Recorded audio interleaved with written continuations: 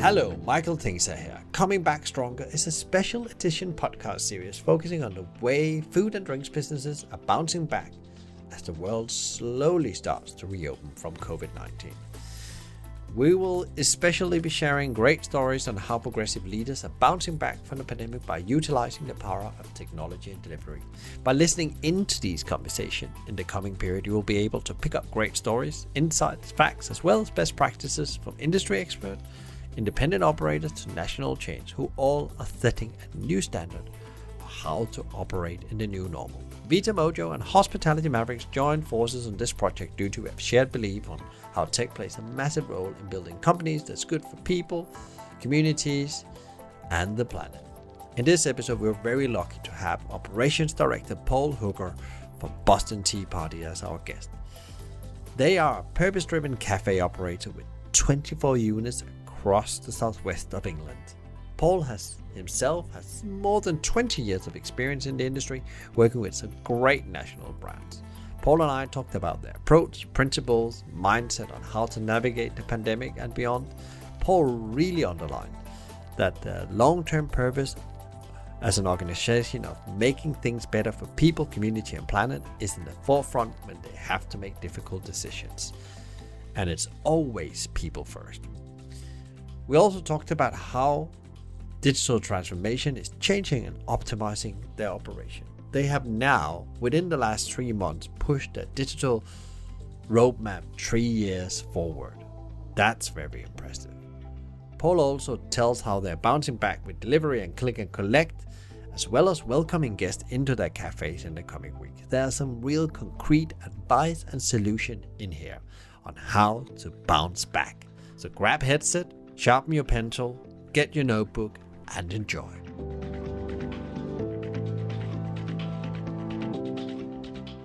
Welcome to the Coming Back Stronger special edition podcast series with me, Michael Tingsa. And we have the end of June, and actually it's the day after the Prime Minister had announced that the whole restaurant and hospitality market are allowed to reopen on the 4th of July. It's really good because today we have a very special guest here today. We have Paul, the Boston Tea Party, and we're going to be talking a bit about, the event that just happened, but also the journey up to here and what their plans are as they go forward. So welcome to the podcast, Paul. Thank you, Michael. For people that doesn't know who Paul is and the Boston Tea Party, can you just give them, a bit of an elevator story about yourself and the Boston Tea Party and what you're all up to? I've worked in hospitality for 25 years now, through hotels, pubs, restaurants, and now cafes. I've been in Boston Tea Party as the operations director for the last couple of years. And the business was actually 25 years old in February. And it was started by a couple back in 1995. And they started the first cafe in Park Street in Bristol and then grew it to 4 cafes. And then from there, the current owners bought it and have grown it from that 4 cafes to 23 cafes. Our 23rd cafe in Taunton opened early on last year. So it's a business that is very sort of purpose-led. So our purpose is making things better. And we're very focused on being ethical, sustainable, and running a cafe business that is not only good for the communities and the people around us, but that making things better principle around making things better for the planet as well and doing things the right way. We genuinely believe that doing good is good for business. Yeah, and I couldn't agree more, Paul. And whereabouts are you based? Because you're not a London operator, you're a regional operator in the south. Is that correct? Yeah, so as I said, the originating cafe was in Bristol, and that's where our office is. Our offices are above that original cafe, and we have the majority of our sites are southwest, so Bristol, Bath, Devon, but we also have cafes that going up the M5. We have some cafes in Birmingham, Cheltenham, Worcester, and then we've started to spread more recently across the south coast. So we're as far over as Chichester, and we've got a site that we are looking to open in Worthing as well. Great. So also, what's going to be interesting in our conversation today is that you're a regional operator, and there has been a lot of stories told from London And it's always great to hear what's going outside London as well, because we all know it's different markets, it's different dynamics that's happening. So the pandemic came, like for many others, it hit you guys as well. What happened for you guys, and where are you now? Yeah, I think like a lot of other people, actually, we were enjoying a good run of performance. We'd written a 3-year plan where we were planning to open 4 cafes this year, 5 cafes next year, and onward from that point. So we were really hitting a good point of expansion, and we were trading well. We'd had a record year of profits last year. So yeah, the pandemic really hit us hard, and clearly has been a very difficult period of time for the business to see, the issues that it's caused us, through sales and the impact on the team. And it's been an exceptionally busy, 4 months now, trying to work out how we get out of it, really. We spent a lot of time protecting the team, working out things like furlough and all of the complexities that sit with that, but also making sure that we took a long-term mindset that the business has to survive. It might be different for a period of time, but we have to ensure that we protect as many jobs as possible, and ensure that the business can come out the other side fighting. Did you close down immediately, or did you wait into the pandemic? Well, you actually closed down is my question, or and reopened. So we closed every single cafe. I think we saw the writing on the wall, and we made the decision actually ahead of the announcement. So we had closed every single site the day before, knowing that broadly there wasn't any chance that we were going to be staying open. And of course, it was getting harder and harder with the situation to guarantee the safety of our team in particular, and of course the customers. So we felt it was the right decision to close down. It also enabled us to do it in a controlled way so that we could make sure it was done properly, closing down kitchens, ensuring things were safely stored up for what was at that point an indeterminate period of time. You said that this responsibility you have, you have to be good for people, communities, and the planet. Has that been difficult to balance in all this? Because there was like a very famous leader and operator from New York, Danny Meyer, that said, "How do you put people first when you have to lay them off in a way?" Because in the US you don't have a furlough scheme. That is just you're just over the cliff. So I think we're very lucky to be part of a world where you can do things like that. But I could imagine that's like there's some really difficult decision that has to be made just the last couple of months, but also the months ahead to balance all these things.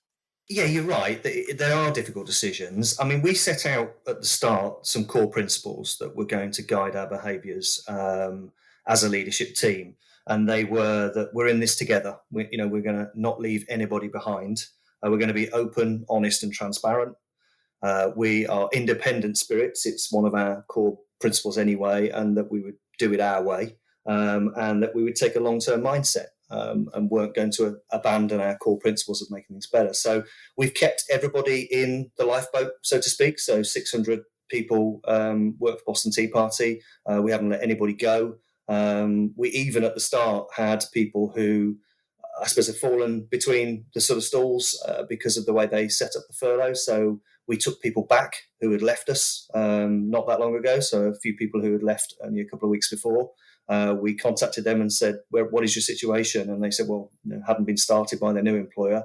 So we took them back, and we had other people who had left their new employer and were due to start with us, who again didn't fall into the scheme. So probably only about 20 people, but we've had to pay those 20 people out of our own money and not the furlough money. But I think go back to the point around having principles and having a purpose, it helped guide us. So those decisions were made easier because we knew what the right thing to do was.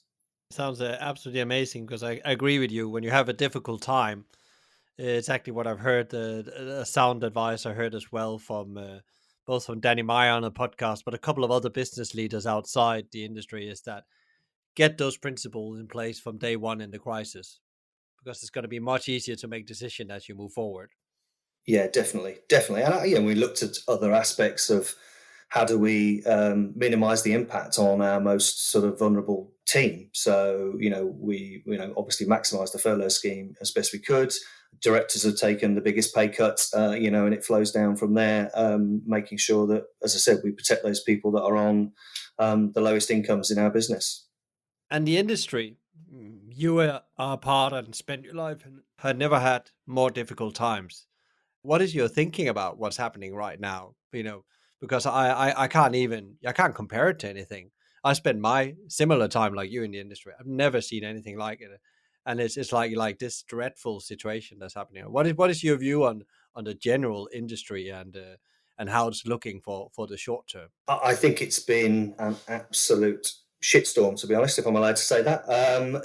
I've never known anything like it. I have, yes, it's been 25 years, and there's no rule book for this. There's no sort of way of drawing down on previous experiences. So it's been hugely challenging from a sort of experience point of view. I think everybody has probably had moments where certain emotions have come out. Not afraid to say that there have been moments where I've cried, been angry, been upset, but you have to keep getting back up and keep pushing on. That responsibility, as we've said a couple of times, for those people who work for us, for the business. You've got to keep fighting back, and you've got to keep getting up every day and finding ways to move forward. Not every day do you move forward. Sometimes there's a few steps back, but we've got to keep pushing on. And I think one of the things that stood out for me when I look at the wider industry is how entrepreneurial, how creative, how collaborative so many people have been, whether it's been setting up, feeding the NHS, whether it's been, changing your whole model to become a retailer and supporting local communities.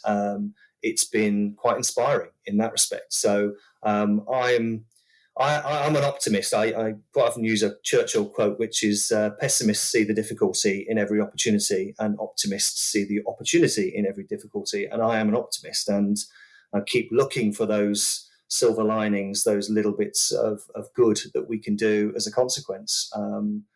But yeah, in the short term, for a lot of businesses, this has been hugely difficult, and we've already seen, certain casualties, certain businesses that were probably not having an easy time before, but have now, just not got the ability to keep going and survive this current situation. And that's, big operators and small independents alike. Is in your view, is it different in the regions than it is in London? Because you hear a lot of noise from London right now, and many of the operators, as of course outside London operators, is in challenges and gone into administration. But there's a lot of noise around big players in London because people are probably not gonna return to the office environment in any near future.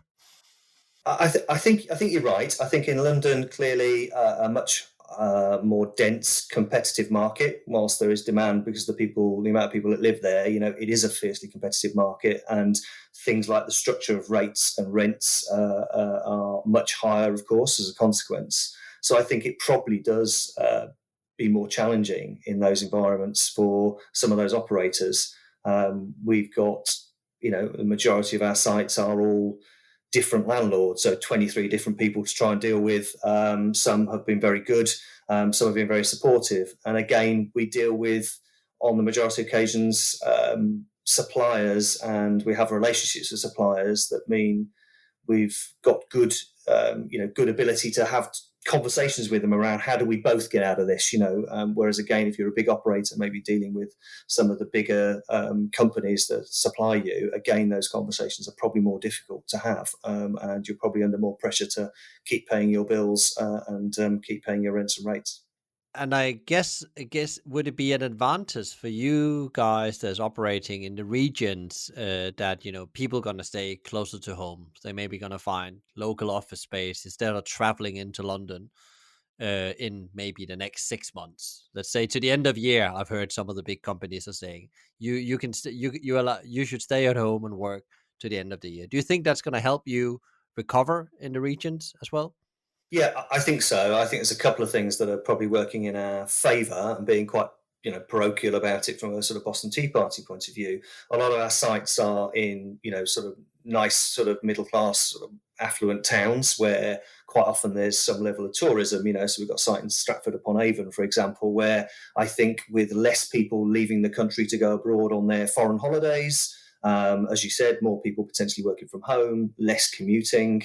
I think, I was talking to my team earlier, and I think we'll probably see a pattern where through the week sales are much lower and more depressed because of the fact that less people are going into the office, etc. But I actually think weekends could overperform potentially because we could have more people staying in the country or just wanting to go away and do something at the weekend. because they've been able to, go away or do what they may have planned to do, certainly through the kids' holidays. Hmm. Interesting, interesting. That was the thought. I talked with somebody yesterday from New York, and they are seeing similar things just outside New York. Like people are buying up property even to move further away, a couple of waves out to New Jersey, and that way, and restaurant trade numbers are moving that way as well, which is quite interesting. They open on Monday over there, so it's still very early days for them as well. What about you from an operational point of view? So you end in this, you close down, you reopen. What challenges have you done, and what adjustment to the operation has you done to start creating sales? Because you actually have been in business for how many weeks is it? We've had a number of cafes open now for a couple of weeks. Again, we talked about it. We said, look, if the 4th of July was likely, and we worked on the premise that, that was the date, and we worked back from there to say, well, what's opening going to look like?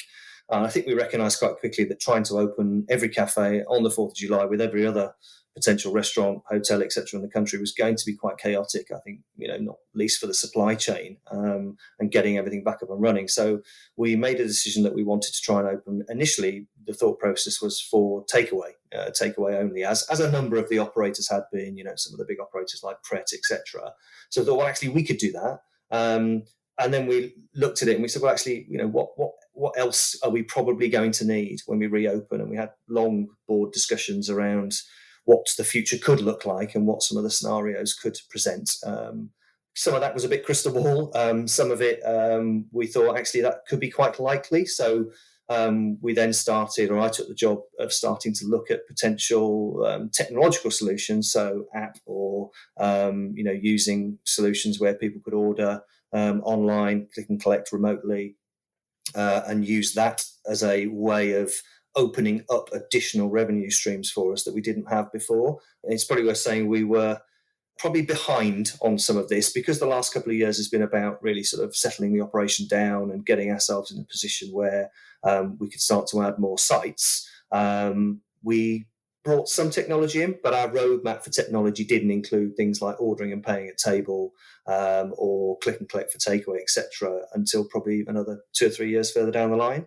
So one of my big takeouts from what's happened as well is that we've probably jumped forward a number of years from a tech point of view in our business to try and get over what I think is going to be a significantly different trading landscape when we do reopen, and that could be there for a number of years to come. You already started using these technology. What has the success rate been? Because there's a lot of different stories about the success rate for people. Some people are knocking out of the ballpark, and others are barely scraping any kind of revenue across the door. Yeah, so for the first couple of cafes we opened, we did the first 2 weeks just with click and collect and takeaway, and we were getting about 25% of our previous turnover. We then added delivery in to those 2 sites. So again, delivery was another element we've added in. And those sites are now trading at about 60% of their previous turnover. So that's been really encouraging for us. Now, we have got one site in Bristol and one site in Birmingham. So we did pick the big cities to go at first. And certainly we've got, a very loyal following there in those cafes. So whether that's replicated everywhere, I don't know. And we're currently in discussions around exactly how we roll that out. But yeah, I think click and collect and takeaway for the remainder of the sites that have been open now, again, we're getting overall about 25 to 30% in those cafes. So to me, that feels in the light of an economy that's not fully back up and running. Kids aren't back up at school. People aren't traveling to the office. It feels like that's a reasonable starting place. And then hopefully when we open to dine in, we'll see that continue to build from there. I mean, we did so many financial models around what the future could look like to base some of our assumptions for just things like rotoring to open and what do we need to spend to get ourselves sort of ready. And our worst case now is 30%. So I feel like we can probably achieve that and build back from there. It's interesting. You said you started delivery as well. Is that did you do the delivery yourself, or did you do it a third party? Yeah, so we've used Deliveroo and Uber Eats. And again, it was something that prior to this point we probably wouldn't have considered doing. I think there's lots of challenges with around, what it does to your operation, the customer experience. So we were hesitant, let's say, about adding it in. However, in this current climate, I don't think you can shut off any channel or be closed-minded to any opportunity. And I created a sort of a model that we talked through, which we sort of, probably slightly over egging it, but we called it the Omni-Channel Boston Tea Party experience. And, if you think we're a world where you can come in and get a takeaway, which of course we did before, but we didn't do a great deal of food for takeaway. You can come in and get click and collect, which is broadly our entire menu and drinks offer. You can dine in and you can also get delivery. There's lots of routes to market there and lots of opportunities to access customers that maybe we couldn't access before, or in a new sort of landscape, people's behaviours change and might be more likely to order delivery than come into the cafe in the short term, maybe even over the long term. So we felt like we had to try and test everything and give ourselves the opportunity to learn in this moment. Did you do massive adjustments to the menu, to the food, before you took it online? Because I guess it's a very different place to operate your menu. Yeah, I mean, we were very nervous. You think about sort of scrambled eggs and baked beans in a box going to someone's house. You can just see sort of a bit of a mess. But our brand director did an amazing job, Anita, working from home. She got all the packaging delivered. She cooked all the menu. We literally over Zoom did a menu development where we looked at how things were packaged up and plated in the boxes.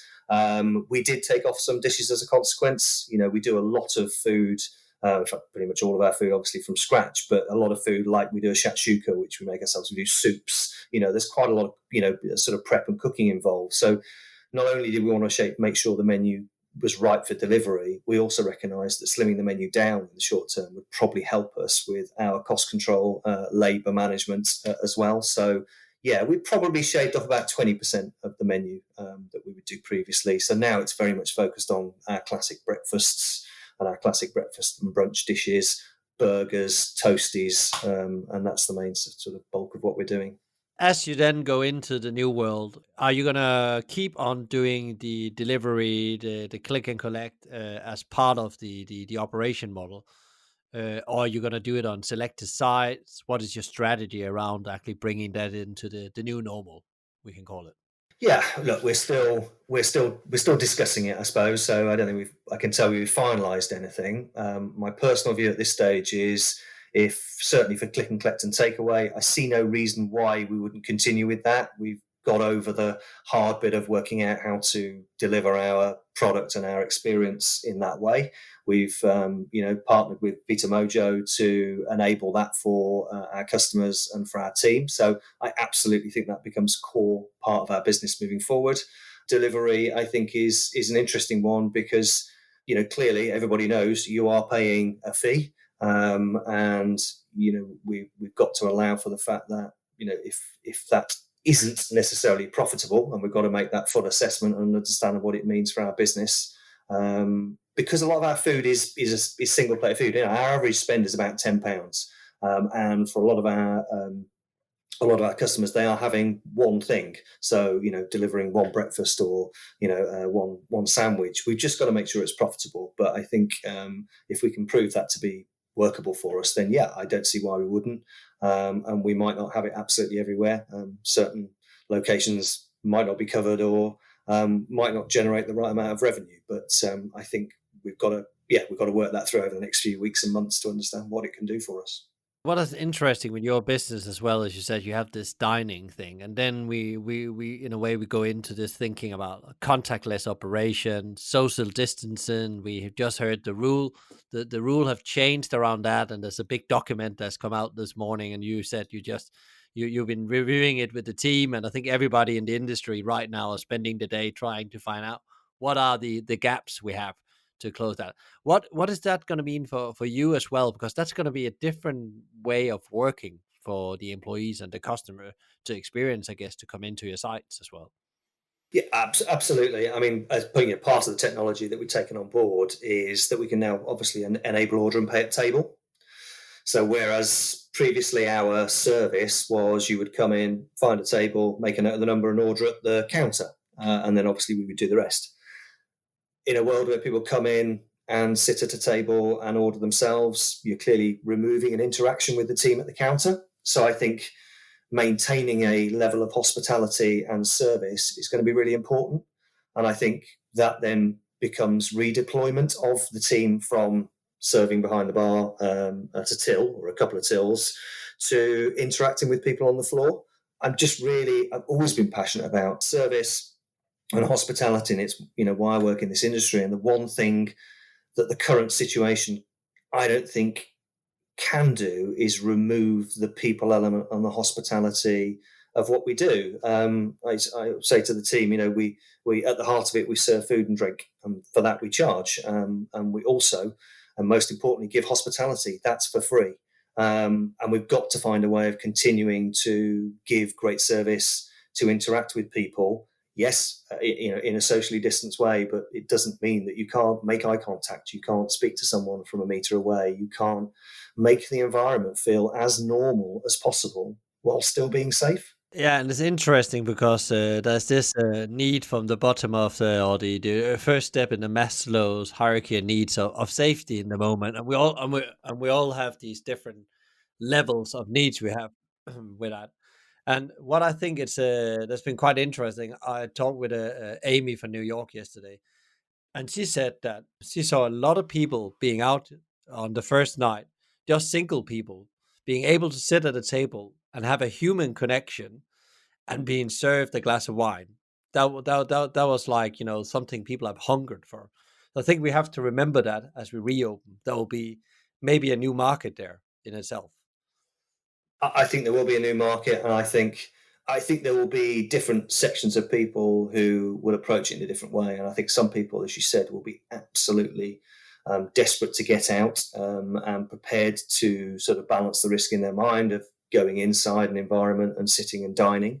I think there will still be clearly people who will be concerned.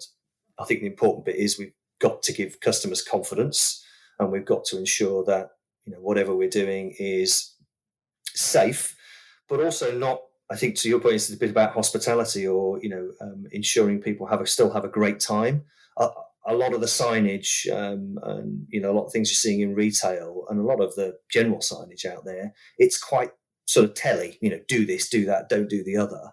And because one of our sort of principles is around positivity and humour, we approached it in a slightly different way. So when we were thinking about how we signed within the environment, we've used rainbows, we've used graphics of fried eggs, sausages, and tried to have a bit of fun with it, tried to make it a bit joyful. So the experience, whilst clearly gives the customers direction and they understand what they need to do to stay safe or stay distanced, it doesn't have to be in a really dour, authoritarian way. So I think that has to come into it as well, that people need to try and ensure that those things are present and there, but don't make it so that the dining experience is so dull, austere.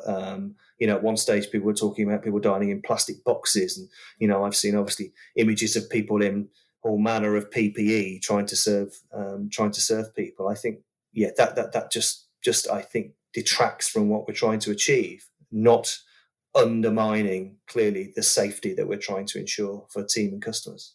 Is there any other innovations you are working on right now to come back stronger as a business you didn't do before?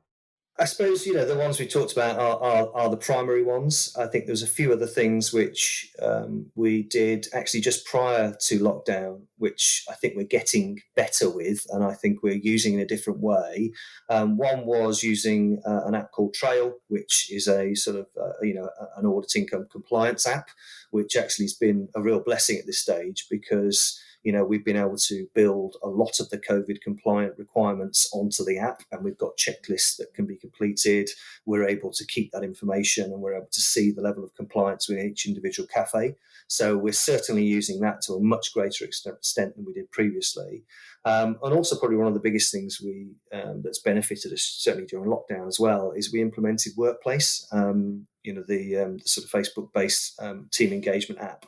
And, without wanting to give any sort of advertisement to them, it has been quite transformational around our communication, being able to contact 600 team members and send a video or update them instantly with information around what's going on. We were a business that was quite reliant on email before, and now I think in the last few weeks I've sent a handful of emails, and it's all been based around utilising Workplace, creating subgroups so I can have a chat directly with all the general managers, or I can speak to my own team or the marketing team. So that has really helped us, and I think we'll continue to utilise and learn how we use that to keep our team informed, keep them engaged, help them understand what's going on, and also enable us to listen to what they're telling us. Because one of my big takeouts from this situation is it would have been very easy to sit as sort of 4 directors on furlough and try and work it out for ourselves. But a lot of the answers and the solutions that we have come up with have absolutely come from our team. And we had making things better sessions during the lockdown. We'd normally have them anyway once a year as part of writing the strategy and writing the budgets. We'd go around every single cafe, meet the whole team as a group of directors, talk to them around what our plans were, what did they need from us, how did they feel we could make things better. And we did that remotely, and we did it obviously based around the situation we found ourselves in, and listening to their concerns, listening to their thoughts around how the business could change, how the business could adapt, was really, really instrumental in getting us to the point we're at now.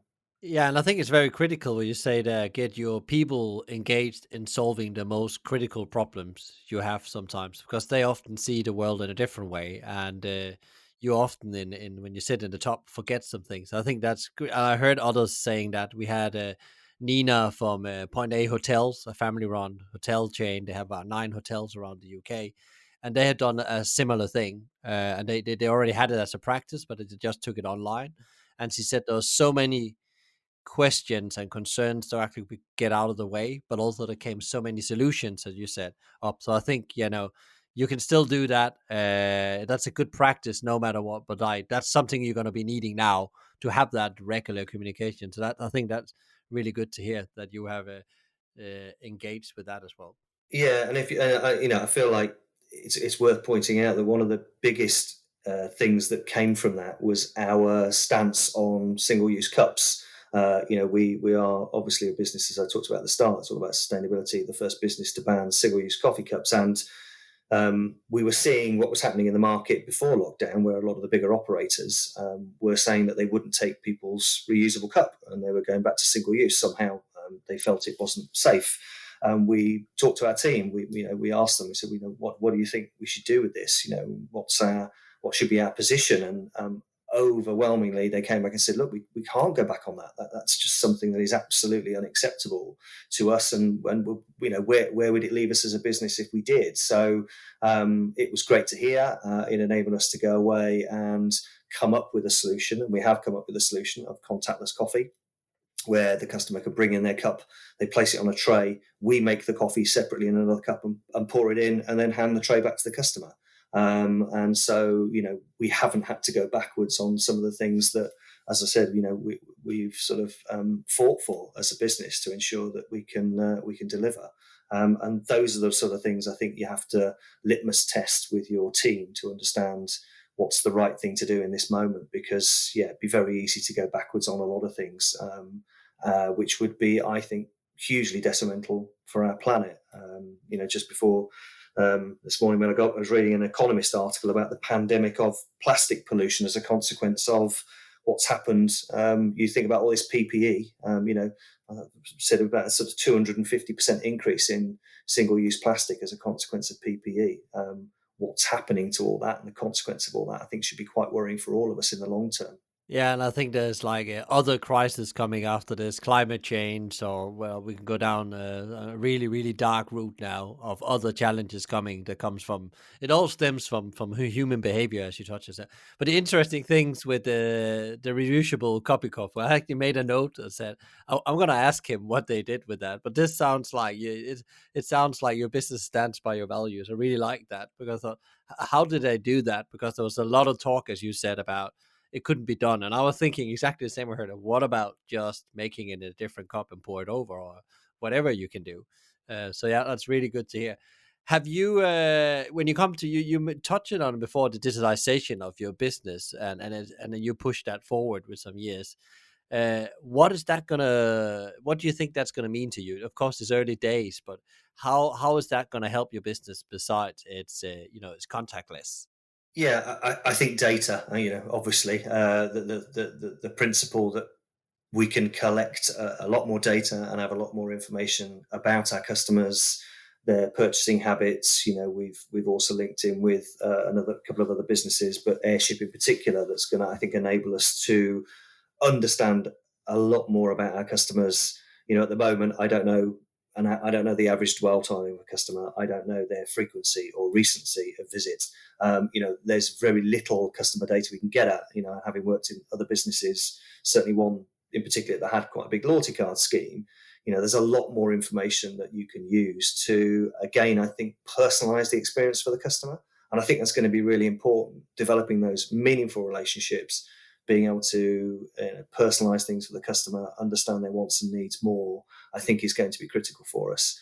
I just wonder, for the future where the customers now, if they are potentially reducing their overall expenditure on eating out, lots of reports saying that they will be, we have to be really good at making sure that we generate loyalty, we value those customers in the right way, and I think this technology will enable us to do that.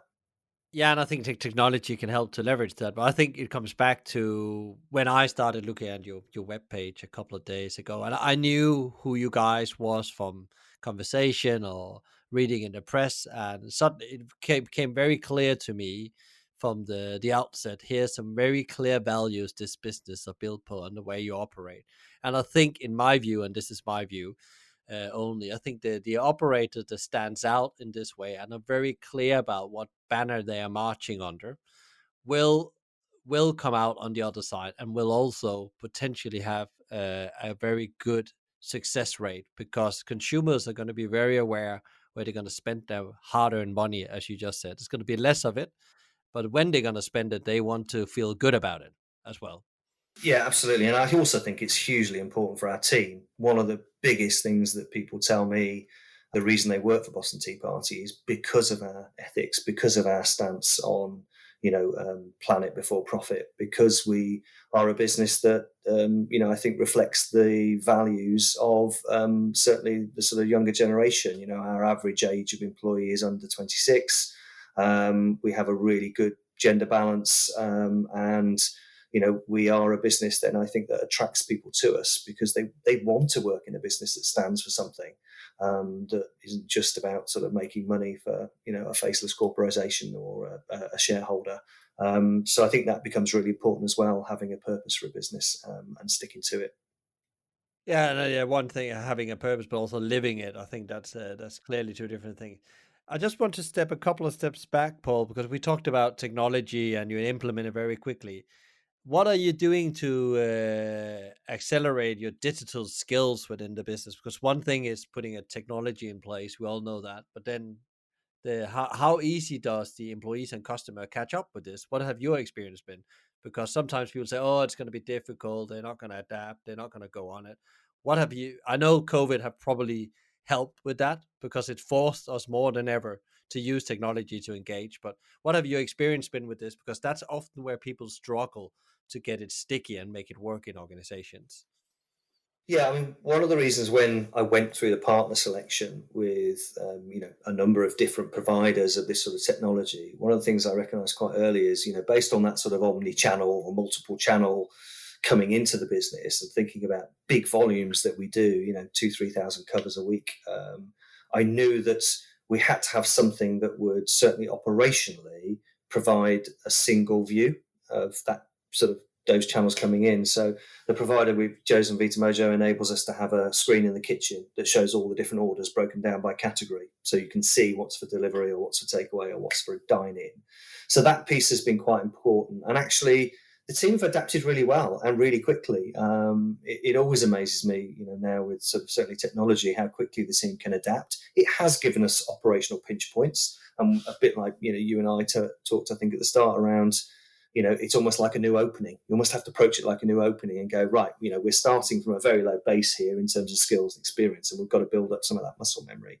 But they're doing it really quickly. Certainly for click and collect for customers, again, it's so simple because once you've entered the URL, you're straight onto the menu. It's really well laid out and configured. I think it looks great what they've managed to achieve in terms of the look and feel. And we're finding very few issues with how customers are using it. I think the difference is going to come when dine-in arrives on the 4th of July, because, of course, as I said before, that whole service model changes. We've got to make sure that, customers understand, know what to do when they sit down and make that journey as easy as possible for them. But certainly, I think the development within our team and the training we've developed has been really helpful as well. So one of the members of my team is for learning and development, and what she managed to do was set up a whole load of videos, again via Workplace, so we could walk people through exactly what to do stage by stage, how to set it up. We then had Zoom calls with the provider to make sure that the team knew how it all worked and were able to ask questions. So I've got to say, might be early days, but it's been far easier than I thought it might be when we set out on this journey, and I've been really encouraged by how quickly the team have adapted to a very different way of working. And I guess also it's now you should implement all this tech, because this is now that we are ready for change. We all starting from scratch. You said you call it a new opening. It's like a blank piece of paper on many things. You could almost implement whatever you thought would be difficult. You can implement now because people will be ready and open for change, I guess, because they understand it. It has to happen. Yeah, absolutely. Necessity is the mother of all invention, and I think that in this moment there is no better time to not force things through, but be saying to people, look, this isn't a choice. We're not doing this because as a business we feel it's the right opportunity. On a roadmap of strategic things, we have to do these things to be able to survive, to be able to thrive in what is going to be a very different environment. And I think that does help. One of the biggest challenges to any change program or any change that you do in a business is resistance from the people who work in the business to that change. So enabling that resistance to be reduced because people understand why we have to do it, I think has been absolutely vital. I'd always start with why as a principle, when I'm articulating things that need to change. But in this situation, it's far more compelling. And coming bigger back to in the 4th of July next week, we are back and open. How do you look the next 12 to 18 months? If you could look in a crystal ball, how do you think this is gonna evolve? And I know there's many variables here, but what is your your gut feel that this is how it's gonna move for the industry?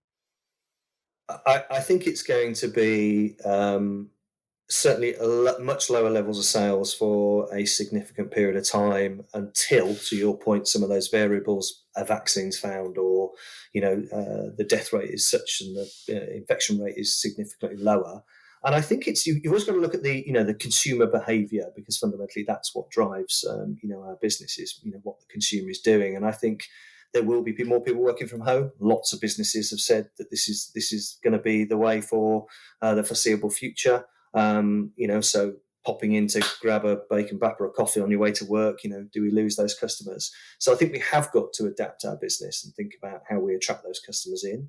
And I think it will be tough between now and Christmas. I do wonder, my wife and I talked about this only yesterday, whether or not Christmas could be bumper, because lots of people at that stage, we could be quite, a bit further down the line around infection, and people have had a long period of time where they haven't been able to do the things they want to do. So maybe people have a bit of money left over, or feel like they want to celebrate Christmas in a big way.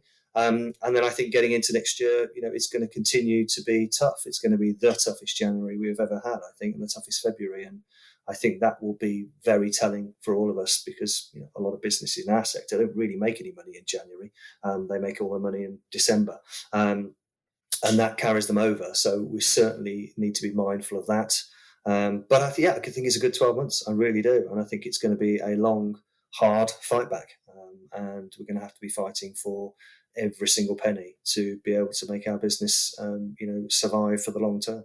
Do you have any big initiatives? Are you going to launch extra revenue streams besides running out of the cafes? You've seen a lot of operators doing home kits, sources to build these recession-proof income streams or COVID-19 strategies around creating new revenue way. Merchandise I've seen as well. Is that anything you have on the plate you're gonna explore or?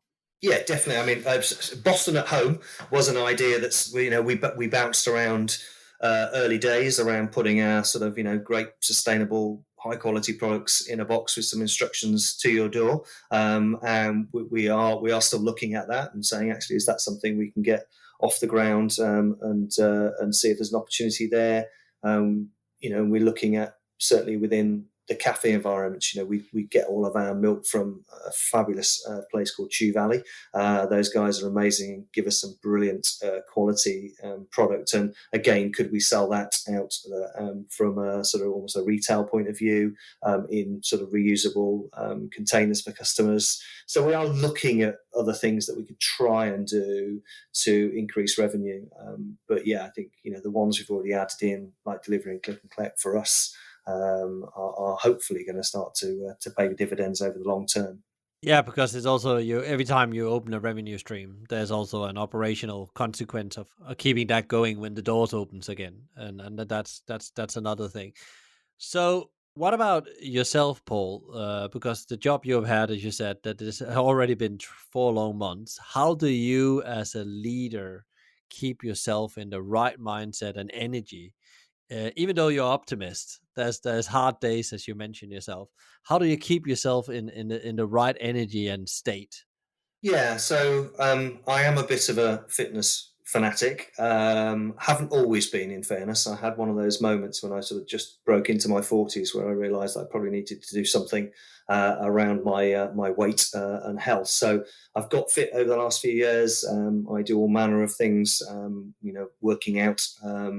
And I think that's quite important for mental health. So I will do something every day, even if it's just a sort of quick hit training session for 15 minutes, or go for a run or a cycle. So I'll try and do something to keep myself physically fit and mentally fit as a consequence. I think in this moment, it's also been about structure. It'd been very easy to work 7 days a week, 24 hours a day with the amount of stuff that was going on, but trying to give yourself some structure, trying to have some routine, working in a different way. I spent a lot of time also talking to colleagues. I think it's just great to talk to other people. So, ex-colleagues or friends in retail, our industry, to just be able to bounce ideas around and just be able to get that shared experience and understand that, everybody's finding this situation really tough. So they'd probably be the main things I've been doing, trying not to drink too much, trying not to, let the diet get out of control, as well. It's all a challenge and it's all new. I can't tell you I've enjoyed it, I'll be honest. And I won't be sad when I can get out and about again. And actually tomorrow, for the first time, I'm going down to our office in Bristol. We are looking at some of the food that we might add to the menu over the coming months. So yeah, I'm going out to Bristol to have a food tasting, and I have to tell you, I'm very, very excited about it. Yeah, especially when you work in hospitality, you normally like to engage with people, and we're quite used to meet people. That's very, very important bit of what we do, the socializing thing. I think that there's definitely a big need for that for everyone, and I totally agree with you. I think maybe actually we all have become a bit more aware and a bit more healthy. Hopefully, use this opportunity to step up the game in a way. I've done the same myself, being very aware about, as you said, time blocking. I call it as well. So when do you work and when do you do exercise and when are you together with the family?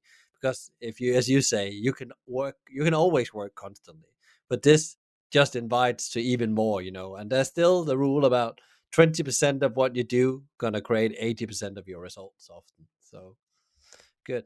So in the end of the conversation, Paul, I always ask, what three advice would you give to other leaders out there in the industry from your own experience up to now and what you see is coming? What is critical that you do as a leader, in your view? Three things. I suppose, I just picking up on probably some of the things that I've already talked about, but I think, listen to your team. That they do have the answers, and I think it's really important to create forums or create the space to, give them a voice and really actively listen to what they're telling you and what it means for your business. I would say that this is an opportunity for change. Again, that sort of optimistic view. We shouldn't be going backwards or use this as an excuse to throw out the baby with the bathwater on things like sustainability, on the things that will impact the planet and our own lives for the long term. And I think stick to your purpose. If you've got a business purpose, you have to live it. People in this moment, I think, will judge us, and we will be defined by some of those decisions we make and how we treat people. And I think, having a clear purpose and treating people with fairness, respect, whatever the circumstances, I think is absolutely vital. Really great. I love it, Paul. So involve your in people or your employees. Make sure that you think long term. There's something around the corner as well. People will remember what you do in a crisis, as you said indirectly, and then make sure that you either revisit your purpose or you really make sure you really live it out, because purpose is what you can lead behind often in difficult situations. So yeah, super great advice, Paul. Paul, thank you so much for spending your very valuable time of sharing your stories and giving your insights and also great advice here on the podcast.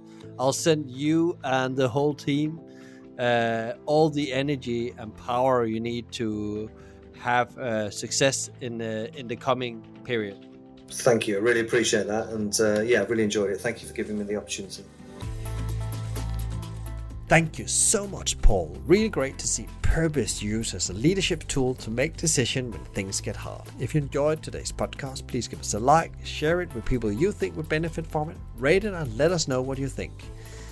Coming Back Stronger series is brought to you by the wonderful people at Vita Mojo, the digital partners for ambitious operators, who are helping Leon, Yo Sushi, Farmer J, and other leading brands transform their businesses with technology. Check them out at software.vitamojo.com or contact them directly at nick.needle@vitamojo.com. Thank you for listening and keep innovating.